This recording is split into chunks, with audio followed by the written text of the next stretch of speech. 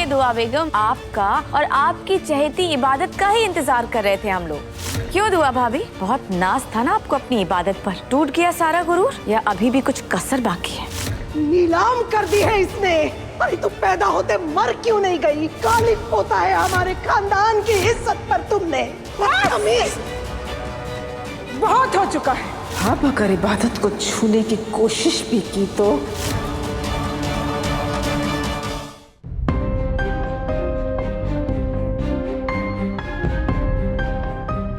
आइए दुआ बेगम आइए।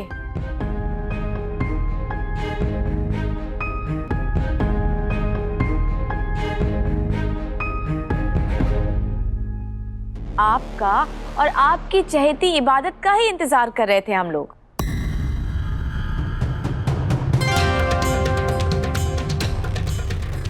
अरे मेरी प्यारी सासू अम्मी भी आप लोगों के साथ है।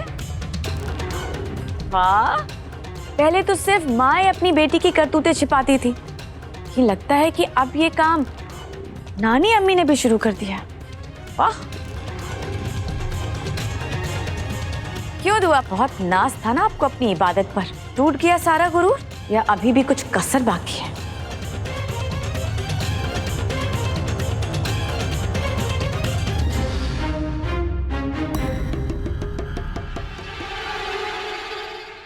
खुद को संभालो कायनात। तुम्हारी ये जो जुबान है ना, कद से बड़ी हो गई है, और कहीं ऐसा ना हो कि जुबान तुम्हें शर्मिंदा कर दे और तुम्हारा मुंह काला हो जाए। नानी अम्मी, आप प्लीज प्रॉमिस कीजिए कि आप ये राज किसी को नहीं बताएंगी कि ये फरहान मन्नत का बॉयफ्रेंड है, मेरा नहीं। नानी अम्मी, आपको मेरी कसम। वाह भाई वाह, बेटियों की काली करतूतों पर माओ का मुंह काला होता था, लेकिन आप सबके मुंह तो बिल्कुल चमक रहे हैं। कहीं ऐसा तो नहीं है कि शर्मिंदगी का पानी पीकर आई हैं या फिर उससे मुंह धोकर आई हैं?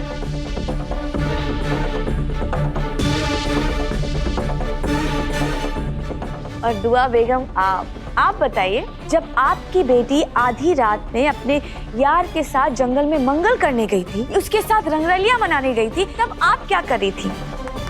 ताली बजा रही थी या फिर शाबाशी दे रही थी अपनी बेटी को?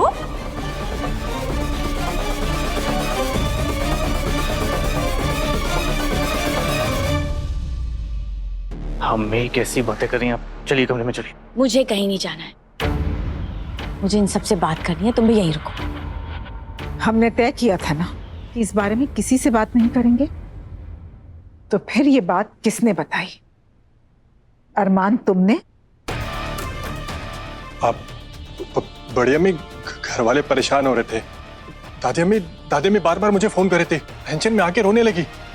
मेरे बताने से पहले सुभान ने मुझसे फोन छीन के सब कुछ बता दिया। बड़ी अम्मी, मुझ पे मत इल्जाम लगाइए, जो कुछ कहना ना इस सुभान को कहिए। तो अम्मी, एक्चुअली मुझे मजबूरन सबको सब कुछ बताना पड़ा। मैं वहां पहुंचा तो ये ऑलरेडी फोन पर था और सबको सब कुछ गलत बता रहा था। अरे अच्छा, तो अपनी बेटी की करतूतों पर पर्दा डाला जा रहा था। ऐसी बेगैरती मैंने दुनिया में कभी नहीं देखी। अम्मी प्लीज, इन सब बातों का क्या फायदा भी? प्लीज ऐसी बातें मत कीजिए। मन्नत की तबीयत खराब है, ऐसी बातों से उसकी तबीयत और खराब हो जाएगी। रजिया, रजिया, मन्नत को उसके रूम में लेकर जाओ। जी। एक मिनट, क्या बोल रही थी आप पुप्पी जान? दोबारा बोलिए ना, मैं आपको जवाब देती हूँ। मैं बताती हूँ आपको कि रात में क्या हुआ था। मन्नू, तुम्हारी तबीयत ठीक नहीं है, इस वक्त तुम कमरे में जाओ। हिब्बू, मन्नत, कहा ना अपने कमरे में जाओ। जाओ जा मनु बेटा, तू अपने कमरे में जाओ और आराम कर। यहाँ मेरी बहू अपने जले दिल के फपोले फोड़ने वाली है। तुझसे ये देखा नहीं जाएगा बेटा, तू जा आराम कर। नहीं नानी अम्मी, मुझे नहीं जाना, मुझे कुछ बात करनी है। मन्नू, कमजोरी की वजह से तुम बोल भी नहीं पा रही हो, जो भी कहना है बाद में कहना, अभी जाओ। मुझे इन्हें जवाब देने दीजिए। पुप्पी जान, आप क्या मन्नत, ओके? रजिया, इनका हाथ पकड़ कर लेकर जाओ।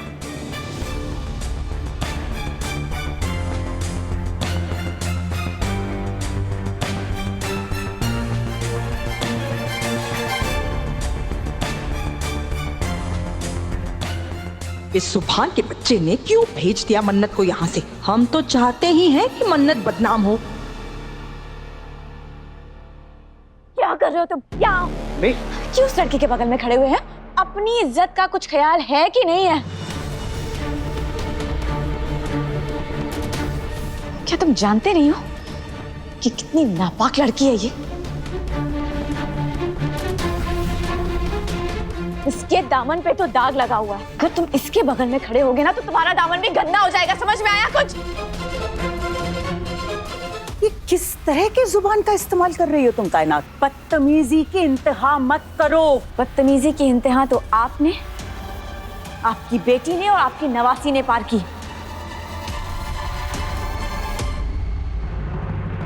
ये आपकी बेटी की लाडली रात के अंधेरे में अपना मुंह काला कर रही है और आपकी बेटी उसकी करतूतों पर पर्दा डाल रही है। थोड़ी गैरत सिखाइए अपनी बेटी को। इसकी लाडली ने कितना गिरा हुआ काम किया है। उस दिन मैं सबके सामने चीख चीख कर बोल रही थी कि वो डिलीवरी बॉय इसका आशिक है, लेकिन मेरी किसी ने नहीं सुनी। आज साबित हो गया ना।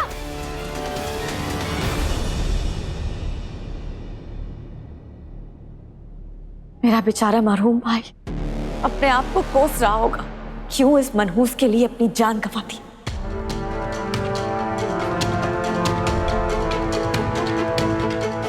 आज इसने हैदर भाई और इस खानदान की अजमत को मिट्टी में मिला दिया। हैदर भाई, देख रहे हैं आप? सुनाई दे रहा है आपको कुछ? मैंने आपसे कहा था कि आप जो फैसला ले रहे हैं वो गलत ले रहे हैं, लेकिन आपने मेरी एक नहीं सुनी। आज आप खुद सोच रहे होंगे कि इससे अच्छा होता कि काश ये लड़की उसी दिन मर जाती। कायनात, अपनी जबान को लगाम दो। दूसरों की लगाम की बहुत फिक्र है आपको, हाँ? अगर अपनी बेटी पर लगाम कसी होती ना तो आज ये मनहूस दिन नहीं देखना पड़ता। तमीज से बात करो। मैं तुमसे रिश्ते में भी बड़ी हूँ और उम्र में भी बड़ी हूँ। आपने और आपकी बेटी ने हमारे पूरे खानदान की इज्जत मिट्टी में मिला दी है और आप चाहती हैं कि मैं आपसे तमीज से बात करूं? अगर जरा सी भी गैरत बाकी है ना तो बाल पकड़कर मारती ही से। लेकिन आप तो कुछ करेंगी नहीं, क्योंकि आपकी आंखों पर तो हमदर्दी की पट्टी बंधी हुई है ना।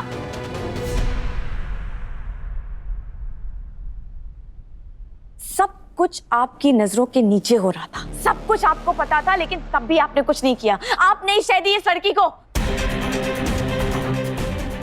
अल्लाह के लिए अपने आप को समझदार, गैरतदार, इज्जतदार बनाना बंद करिए, क्योंकि आपके जैसी बेवकूफ, बेशरम और लापरवाह औरत मैंने इस दुनिया में कहीं नहीं देखी।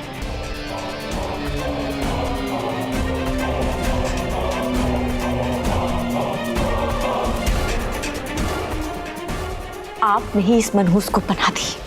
जानती है ना आप, जैसी माँ वैसी उसकी बेटी। कायनात, हद में रहिए भूपी जान।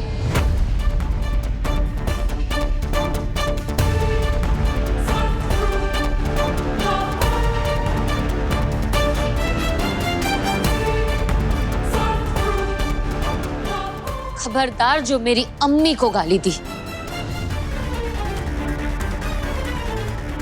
किस बेसिस पे आप मेरी अम्मी को लापरवाह कह रही है? जानती क्या है आप अम्मी की जिम्मेदारियों के बारे में? आप तो लंदन में थी ना, आपको क्या पता अम्मी ने मन्नत को और मुझे कैसे पाला है। स्कूल के एग्जाम्स हो या जिंदगी का इम्तिहान, अम्मी ने हमें कभी अकेला नहीं छोड़ा। हर कदम पे उन्होंने हमारा साथ दिया है। बड़ों की इज्जत करना हो, छोटों से मोहब्बत करना हो, अम्मी ने सिखाया है।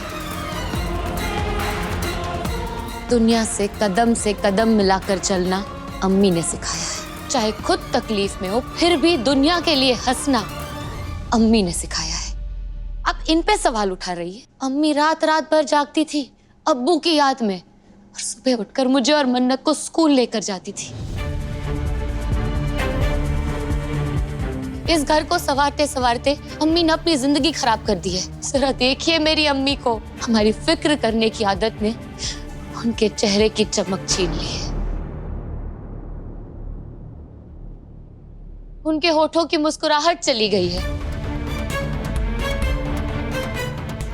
सबको खुश रखने में अम्मी ने सारा गम हमेशा अपने पर ले लिया, और आप इन्हें लापरवाह कह रही है। आपको मुझसे तकलीफ है ना, मुझसे शिकायत है ना, जो कहना है मुझसे कहिए, गाली दीजिए, मार लीजिए, अम्मी के खिलाफ एक लफ्ज नहीं सुनूंगी। तुम्हारी जुबान कुछ ज्यादा ही चलने लगी है, हाँ?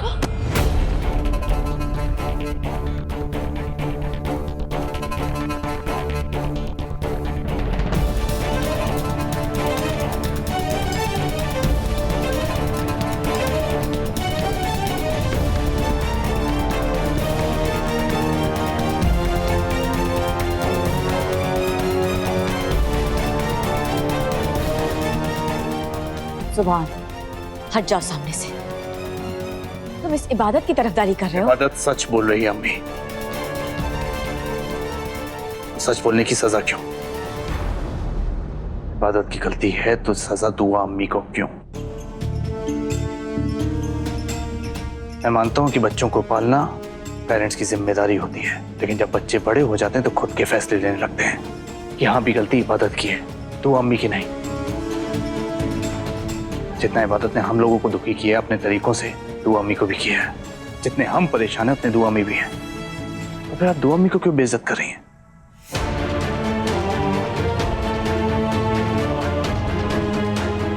देख लिया तुमने अपनी करनी का नतीजा।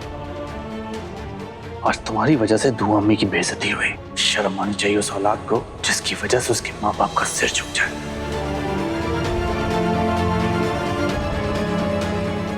शर्म आनी चाहिए तुम्हें इबादत, जैसे मैं शर्मिंदा हूं तुम्हें अपना दोस्त कहकर।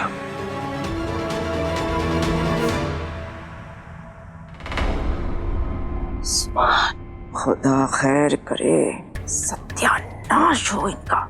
जो बिजलियां मन्नत पे गिरनी चाहिए थी वो इस मनहूस इबादत पे गिर रही है। हमारे पूरे मंसूबे पे पानी फिर गया अरमान।